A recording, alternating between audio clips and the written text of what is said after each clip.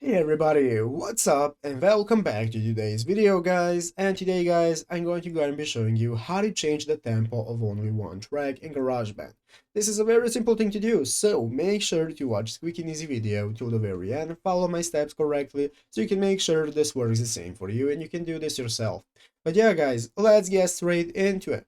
So the first thing you want to do is go ahead and open up the official GarageBand application on your mobile phone if you've not already. If you do not have the application, just go to the App Store and download it. And after opening it up, you'll be greeted by this main page right here, which is the home page where you can find all the instruments that you can play, as you can see, and we can find the audio recorder and so on.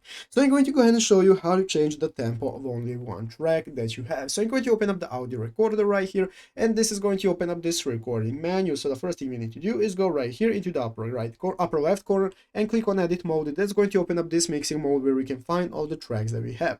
So you can see I have my song right here along with some drums, keyboard and so on, that I now want to change the tempo for only one track. So guys, there is two ways to do it. The first way guys, and the best way, is to just go ahead and tap on the track that you want to change the tempo for. So after tapping the track, you want to go into settings right here in the upper right corner and click on tempo, and now get started with changing your tempo.